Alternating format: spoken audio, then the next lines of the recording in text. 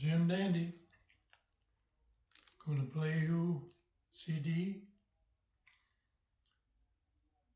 by the Richmond and Louisville Medical Journal, June of 1879. Subject matter: syphilis and cancer caused by vaccination. It's only 11 minutes long, but it's dynamite.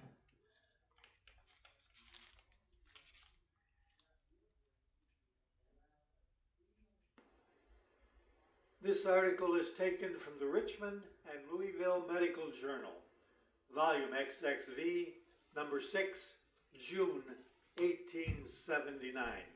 Article 2, Vaccination, the Greatest Delusion in the Science of Medicine. There is steadily arising in this country a rebellion against the compulsory vaccination law, which is not unlikely to seriously involve the general faith in Jenner's discovery. By prosecutions and punishments of some respectable and intelligent families, the authorities have been the means of constituting an anti-vaccination society with two newspapers, the Inquirer and the Anti-Vaccinator, and the country is flooded with facts resting on high authority which cannot fail presently to produce a panic. Peter Taylor, MP, who was one of the parliamentary commissions which 9 years ago considered the subject and signed the unanimous report in favor of compulsory vaccination, has been convinced that he was in error, and on a bill just brought in by the government to extend compulsion to Ireland, made a statement which convinced others of the impolicy of the law, notably Professor Fawcett. John Bright has already opposed compulsion, and Gladstone has expressed himself as suspicious of the law.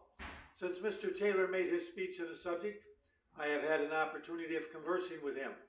He informed me that the bill will be strenuously fought on going into committee, and he was good enough to let me freely examine the facts and evidences on which he means to resist the new bill and urge repeal of that existing. It is hardly possible that such facts as the subjoined selected from a larger mass can fail to excite alarm. Dr. W.J. Collins, for 12 years vaccine physician in Edinburgh and London, writes, "If I had the desire to describe 1/3 of the victims ruined by vaccination, the blood would stand still in your veins." Dr. Hitchman of Liverpool says, "I have seen hundreds of children killed by vaccination." The Medical Times and Gazette declares that consumption has widely spread since the introduction of vaccination. The physician of the Great London Cancer Hospital declares that many of the cases of cancer which have come under treatment in that institution have originated with vaccination. Dr. Ricord, a distinguished French surgeon, says, "At first I repelled the idea that syphilis could be transmitted by vaccination. The appearance of facts appearing more and more confirmative, I accepted the possibility of this mode of transmission, I ought to say with reserve, even with repugnance. But today I hesitate no more to proclaim this reality. Dr. Hutchinson has testified before a parliamentary commission that out of 13 children whom he vaccinated with lymph from a public vaccination institution, 11 exhibited the primary source of syphilitic contagion 2 months after. Dr. Brunel Carter declares that a large proportion of the cases of apparently inherited syphilis are in reality vaccinal, and that the syphilis in these cases does not show itself until the age from 8 to 10 years.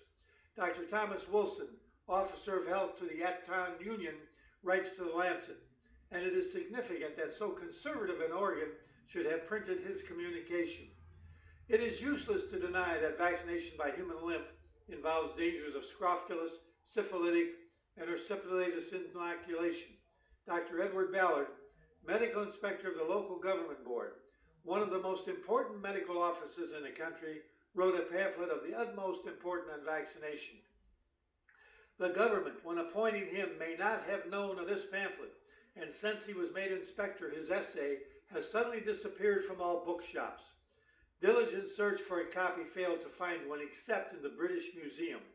Speaking of some case at Aquia, Italy, Dr. Ballard says, "But the cases, how will we, cannot escape the inference that the child, Chebera, had become constitutionally syphilitic at the time when his vaccination was performed. 46 other children were vaccinated from him. Of these, 39 became affected with syphilis. Among these 39 were Louis Manzoni. From her 17 other children who were vaccinated, of whom 7 became syphilitic. She died. The nurse who suckled her got ulcers in the breast, and from the various other children who were syphilized, the disease spread by contagion to 18 mothers and nurses and to other children. In October of 1856, M. Moroni got some lymph in the tubes from Camp Obeso. A large number were vaccinated, of whom 23, whose parents were known to be healthy, were infected with syphilis. The nurses, said Dr. Ballard, were infected in their turn with indurate chancres on the breast. The mothers imparted the disease to the fathers. One of the 23 infected served for new vaccination. 11 infants were contaminated, and they infected others. Several of the children died. 11 nurses infected by the vaccinated children infected in turn other children which had not been vaccinated. Several of the contaminated women were confined either prematurely or at full term of children dead or living, but in every case bearing marks of congenital syphilis. Dr. Ballard further says that a latent syphilitic taint may be roused into activity by vaccination. The effort to suppress this pamphlet will be in vain. When the bill to extend compulsory vaccination to Ireland is fought, the government will have to meet these statements made by one of its chief medical officers. One of the most remarkable facts is that since vaccination was made compulsory, the death rate by smallpox in London has increased. In 1849 to 1853, before compulsion, and when only 10% were vaccinated, the death rate from smallpox was 292. But since compulsion, 1869 to 1873, the death rate from this disease was 679. Since the agitation began, the support which it has received from eminent authorities abroad has been remarkable. Dr. Joseph Herman, head physician of the Imperial Hospital Vienna, writes, "My experience of smallpox during these 6 years of bedside attendance has given me the right, or rather has imposed on me the duty, of taking part in the bold and spirited onslaught on vaccination, which is now being carried on in Switzerland, Germany, England, and other countries. I am convinced that vaccination is the greatest mistake and delusion in the science of medicine, a fanciful illusion in the mind of the discoverer, a phenomenal apparition devoid of scientific foundation and wanting in all the conditions of scientific possibility. At Leeds, a surgeon named Corey had certified that a child had died from vaccination. The coroner refused to accept the certificate, saying, 'Vaccination is not a legal cause of death.' He therefore ordered the jury to return a verdict of 'died by visitation of God.' But illegal and improper as it may be for a baby to die of vaccination, the cases are now so numerous that the false returns which have been made so as not to alarm parents are no longer possible, and that especially as it is conceded that vaccination does not entirely protect. Between 1870 and 1878, the number of smallpox patients in the great hospitals of Liverpool, Glasgow, Homerton, Dublin, and metropolitan London aggregated 22,465.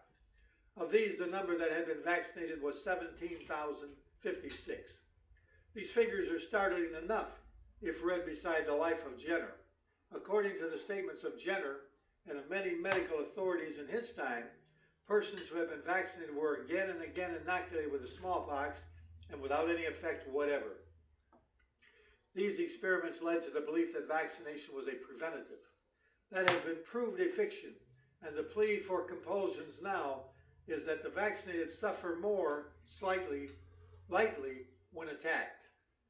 But since the medical tenet follows an ancient orthodoxy of inoculation, now penal, and a modern orthodoxy of complete immunity, no new theory has any right to claim infallibility. The latest theory appears also to be mistaken. The London death rate has increased since compulsion. But even if it were otherwise, the policy of coercion cannot be sustained in the absence of any possible security, the matter being unanalyzable from the accompanying perils. But it is an interesting question, even a puzzle, how Jenner's reports can be made consistent with contemporary facts. M.D. Conway in Cincinnati. Well, here's my notes. As the pro-vaccine doctors were backing off of smallpox being a preventative to stating that the vaccination would make the disease less severe was an absurdity, as no one had a crystal ball to determine how sick a person would get before they got sick. Only a non-thinker would buy this. Unfortunately, there are too many non-thinkers, and that's why they get away with poisoning the population. And you know, this thing about vaccination modifying your disease, they still do that today. So now you understand that they too have access to these type of books, and this is where they got all their excuses, their alibis, and their lies. They figured they worked in those days with the masses, and they will work that way today too. Now, it will also surprise you to know, not only did the smallpox vaccine cause syphilis, which I even have a book by a pro-vaccine doctor who admits that reluctantly, but he does admit it. It will also surprise you to know that the smallpox vaccine was the cause of leprosy, polio, measles, and a host of other diseases. And in my future audios, you're going to learn the truth, and you will be armed not to sink this vaccination boat, but to destroy it. Thank you for listening. Please, again, share this information with others. That's the facts about smallpox. You can get my book on Amazon, The Anti-Vaccinator's Bible, or Shots of Truth, Real Science. They're both the same book, different titles. Well, this is Jim Dandy, exposing medical myths one at a time. See you on the next CD.